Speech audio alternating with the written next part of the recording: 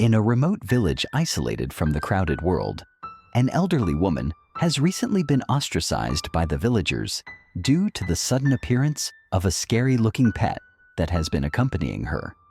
Harmless rumors from some people have turned her life upside down, and people believe that this animal is a menace, as well as that there is something more to this animal. A terrible incident happened in the village, and the action of this animal left them all in complete shock, and even the toughest men were forced to kneel down and cry. Hannah confronts Ozzy in the heart of a small village, surrounded by dense, snow-covered forests. Margot lives a simple life at the age of 65, a retired primary school teacher who spends her days tending her modest garden, sipping tea on her porch, and exchanging pleasantries with her neighbors. The small village, where everyone knows each other and has a quiet and peaceful atmosphere. But people are also very cautious because for many years, many people in the village have witnessed wolves suddenly appearing from behind the surrounding pine trees, slinking in the dark to steal their chickens, goats, and sometimes even their pets.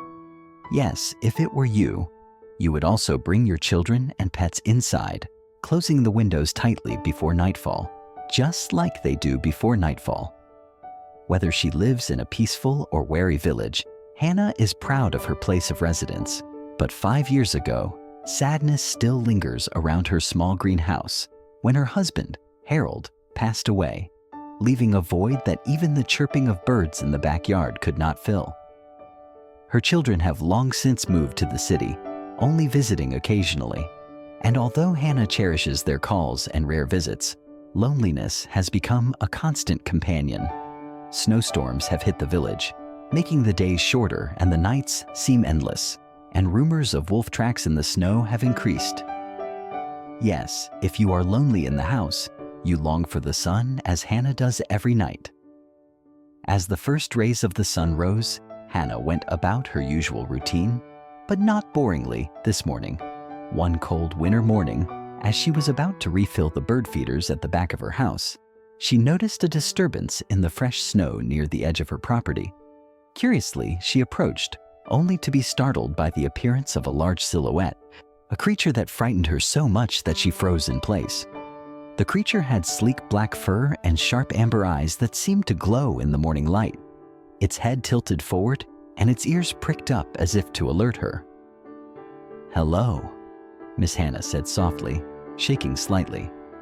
She wasn't sure if she should feel fear or curiosity for the creature, but she saw blood staining the snow around the animal's hind legs, possibly from a trap or a spiked fence, and her instincts as a primary school teacher prompted her to quietly approach, speaking in the gentle, reassuring voice she had reserved for frightened students. The creature bared its teeth for a moment, unsure whether to trust this stranger, but soon its exhausted body won out. Hannah slowly spread out an old blanket she had brought to keep warm. She coaxed the injured animal onto it, hoping it would associate her presence with comfort rather than threat. Careful not to startle it, she led it toward the cabin, where she had set up a makeshift bed on the enclosed back porch. Using her dusty first aid kit, all that was left over from her husband's prolonged illness, she cleaned and bandaged the wound as best she could. When she was done, the animal rested its head on her knee, whining a small, barely audible note of gratitude. She decided to call it Ozzy, a name her husband once joked he would give a dog if they ever had one. For the rest of that day, Hannah checked on Ozzy every hour, bringing water in a metal bowl and small morsels of cooked meat. It was an unusual scene, an elderly woman and a possibly wild creature sharing a quiet understanding. By nightfall, Ozzy's breathing became steady, and Hannah felt a sense of hope blossoming within her. Perhaps she had found a new friend in a life otherwise empty. Well, if it were you in that situation, I think you would also save that animal, like her. As the days slipped by, Ozzy's leg began to heal. His strength returned, evident in the way he attempted to follow Hannah throughout the house. At first, he kept a careful distance, tracking her movements with watchful amber eyes. But soon, trust became palpable between them. Hannah found herself talking to Ozzy as though he were a longtime confidant. She would narrate her daily tasks, folding laundry, making lunch, or tidying up shelves of old books, and Ozzy would listen, ears perked, as if absorbing every word.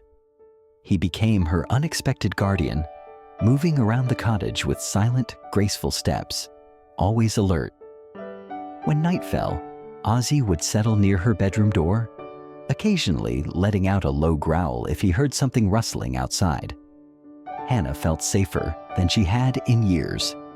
In return, she offered him boundless patience, endless affection, and a small corner in her heart once reserved for family. However, not everyone in the village welcomed Ozzy's presence, as Hannah did. Hannah's nearest neighbors, passing by her property, began to notice large paw prints in the snow. Whispers soon morphed into full-blown rumors.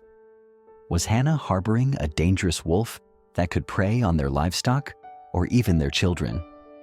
Over cups of hot chocolate in the local diner, villagers exchanged worried glances, shaking their heads at the potential threat. "That animal is too big to be safe," one would say. "What if it's part of the pack that's been stealing our chickens at night?" another would add. Slowly but steadily, suspicion mounted. Mothers clutched their toddlers' hands more tightly, and fathers double-checked the locks on their barns. The village had always maintained an uneasy truce with the nearby wolf packs, but the idea of one living among them unsettled everyone. They saw Ozzy's imposing figure and sharp, alert eyes and concluded danger was imminent, often forgetting that it was humans who had first encroached upon the wolves' territory. One afternoon, a group of villagers decided they had to confront Hannah directly. Leading them was Dylan, a 27-year-old who had recently married and was now the father of a 5-month-old baby girl. Anxiety about the safety of his family had been weighing on him, especially since winter forced them to keep the baby bundled up in the house. Hannah had just returned from the market, a small basket of vegetables in hand, when she heard voices in her front yard. Opening the door, she saw Dylan and a handful of men and women standing there, their expressions grim. Ozzy, sensing the tension, stayed close to Hannah's side, his hackles raised. Dylan spoke first. "Hannah, we understand you mean well, but that animal," he pointed at Ozzy, "it's dangerous. We can't allow a wild wolf or wolf hybrid to roam free in our village. People are worried, especially with little ones around." Hannah lifted her chin, heart pounding, but voice steady. "Ozzy is not a threat. He's no more dangerous than any dog would be if provoked. I've been caring for him. He's healing, and he's never attacked anyone here." "Well, if you were in that situation, I think you would do everything to protect Ozzy, just like she did." Behind Dylan, a chorus of concerned murmurs arose, but Hannah stood her ground. She promised to keep Ozzy under control, reminding them that he had done nothing wrong so far. Unconvinced, the group eventually dispersed, leaving a cloud of unease behind. That same night, a biting wind rattled the windows of Hannah's cottage. Sometime past midnight, Ozzy started growling near the front door. Hannah, half asleep, turned on her bedside lamp, alarmed by the low rumble emanating from his throat. Carefully, she approached the entryway. Before she could even peer outside, the door creaked open, a sign someone had managed to pick the lock. In the faint moonlight, she recognized Dylan's silhouette. He had been brazen enough to creep onto her property, presumably to see for himself if Ozzy posed an immediate threat. Ozzy barred the entry, teeth bared, making it clear Dylan would come no further. Surprised and fearful, Dylan froze, pressed his back against the wall. Hannah quickly stepped between them, holding out her arms to keep Ozzy from lunging. She ordered Dylan to leave, chastising him for breaking in. Dylan stammered about needing to protect his family, but after seeing Ozzy's fierce loyalty, he hastily retreated into the night. That single intrusion spoke volumes. Fear was pushing the villagers to desperate measures, and Ozzy's role was clear. He was no ordinary pet, but a vigilant protector, willing to defend Hannah against any perceived danger. Word spread like wildfire. By the next morning, various villagers were recounting exaggerated tales of Ozzy attacking Dylan or chasing him off Hannah's porch. Parents who once simply worried now found themselves terrified. Some men started patrolling at night with rifles slung across their backs, even though the unspoken rule in the village was never to shoot an animal unless it was an immediate threat. Hannah's cottage, once a welcoming haven for neighborhood children who loved her freshly baked cookies, became a symbol of fear. Rocks were thrown at her window late at night. She found one half buried in the snow with a crude note attached: "Get rid of the wolf or else." Though the intimidation troubled her, Hannah refused to abandon Ozzy. He had become as dear to her as any family member, an unexpected gift of company in her otherwise lonesome life.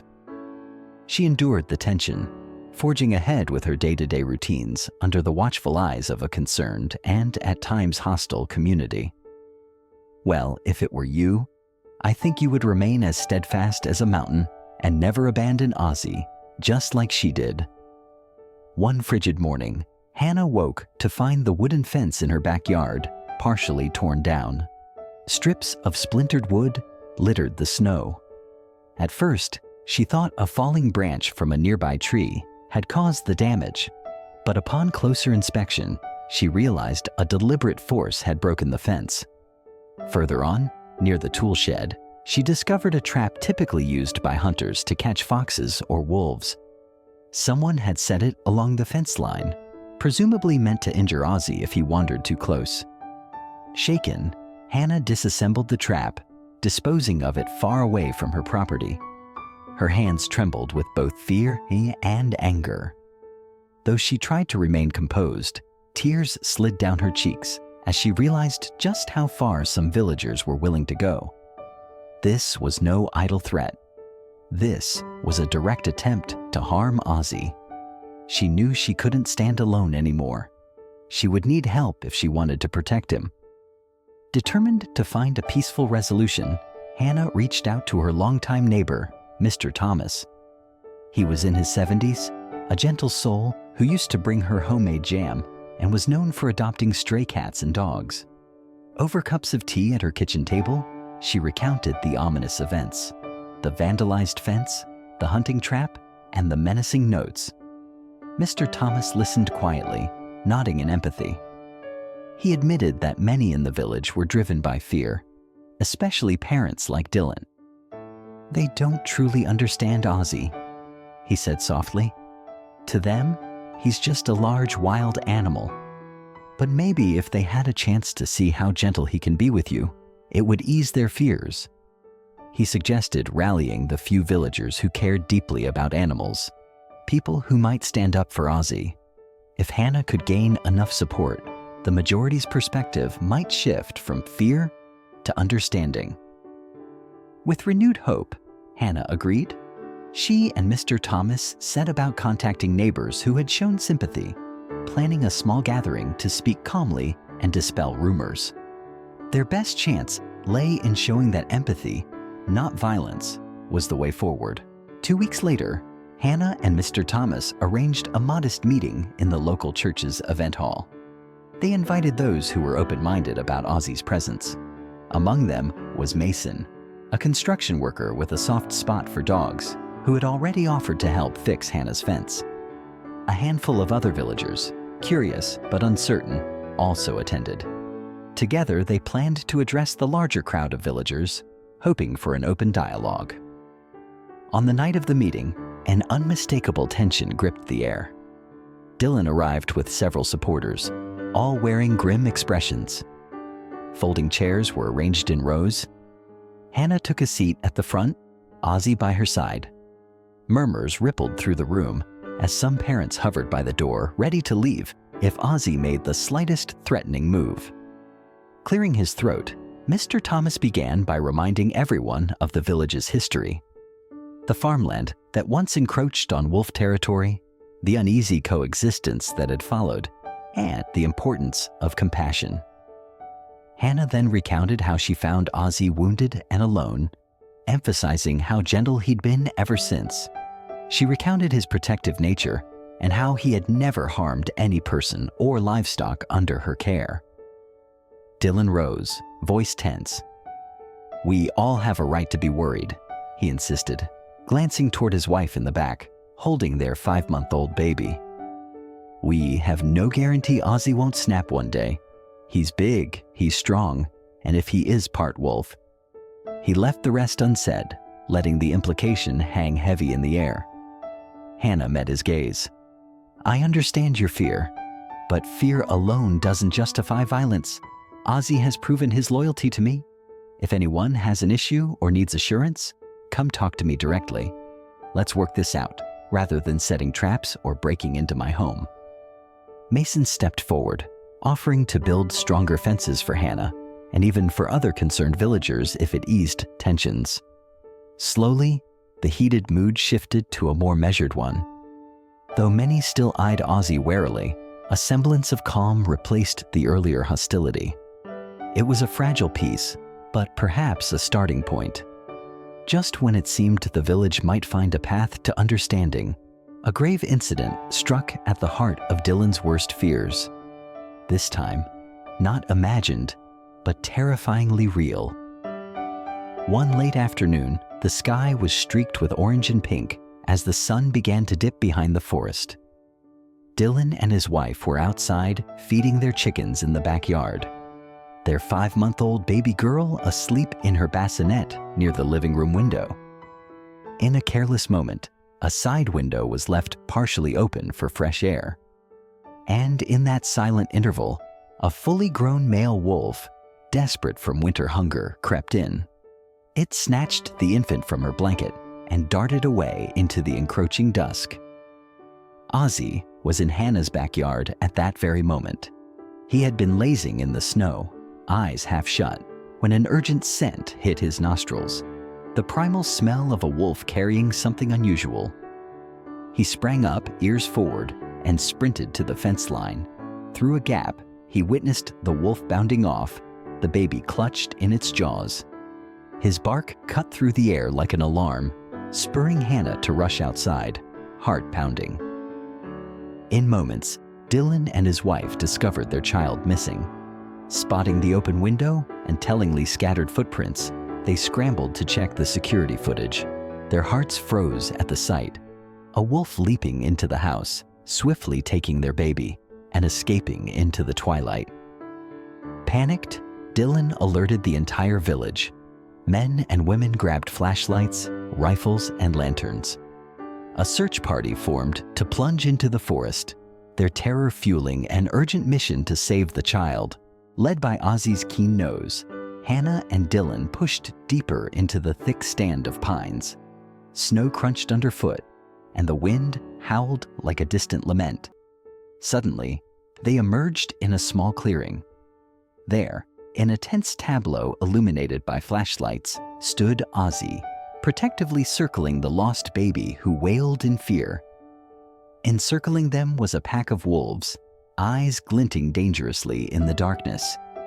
The alpha wolf, the same one that had stolen the child, lunged at Ozzy, attempting to reclaim its prey. But Ozzy, wounded leg and all, fought back with a ferocity none of the villagers had ever seen. He was quickly slashed across the shoulder, yelping in pain. Yet he didn't back down. His bravery and unyielding spirit made the alpha wolf hesitate. In a tense standoff, the wolf eventually retreated, and the pack vanished into the deeper woods. Breathless, Dylan rushed forward, scooping up his crying child. Tears streamed down his face, and he turned to Ozzy, who stood panting, his body trembling from pain and adrenaline. With sudden humility, Dylan sank to his knees beside Ozzy. "Thank you," he choked out, voice breaking. "You saved my baby." The villagers who witnessed this scene were irrevocably changed. They had seen Ozzy risk his own safety to protect an innocent child. No longer could they argue that he was a threat. Fear and doubt, so powerful before, seemed to melt away like frost in the morning sun. As the search party escorted Dylan and his family back to the village, others helped Hannah tend to Ozzy's wounds. For the first time, people offered the same care and compassion to Ozzy that Hannah had been providing all along. Some even brought blankets or old sheets to wrap him in, while others fetched clean water and disinfectant. Soft words replaced harsh accusations, and kindness replaced hostility. In the days that followed, news of Ozzy's heroism spread beyond Gogabik's borders. The local veterinarian, initially skeptical, arrived at Hannah's cottage to treat Ozzy's injuries without charge, explaining, "He's earned our respect and our help." As the snow began to recede and signs of spring peeked through, the atmosphere in the village shifted. It was subtle at first. Neighbors no longer rushed their children inside at the sight of Ozzy. Soon, they began waving to Hannah when she and Ozzy took their morning stroll. Some who had once thrown stones now offered apologetic smiles. Invitations for community gatherings arrived in Hannah's mailbox, no longer overshadowed by condemnation. The villagers came to see Ozzy not as a monster, but as a protector, a living testament to how wrong assumptions could be. He became a symbol of resilience and unity, bridging the gap between the once wary families and the misunderstood canine companions that roamed the surrounding forests. Hannah, for her part, found her world enriched. Her once lonely cottage now felt bustling with visits from curious neighbors. Children shyly asked if they could pet Ozzy, under her watchful eye, of course.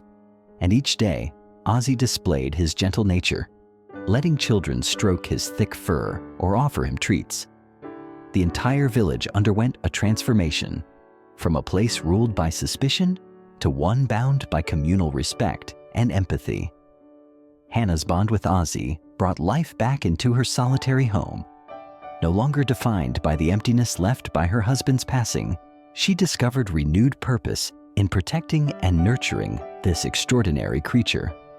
Through her unwavering compassion, she not only saved Ozzy from the brink of death, but also taught her neighbors a profound lesson. Sometimes, what we fear the most can become our greatest ally once we understand it. For the villagers of Gogabik, Ozzy's rescue of Dylan's baby served as an undeniable turning point. Their collective dread was replaced by gratitude and awe for a dog-wolf hybrid who defied their worst expectations.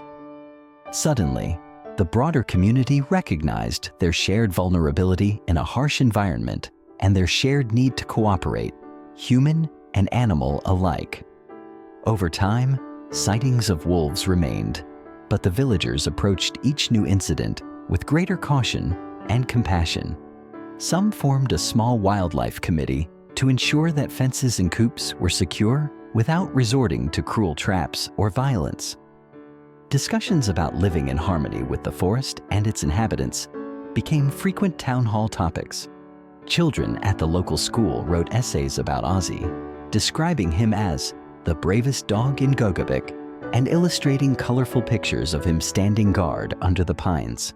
Yes, I believe that if you were in Hannah's situation, you would also do better than what she did to protect a strange animal that would later become your pet to protect you. And if the story of Hannah and Ozzy the dog in Gogabik Village touched or inspired you, don't forget to like and subscribe to the channel. It's like a gift for Hannah and Ozzy the dog who did, to protect the peace of Gogabik Village.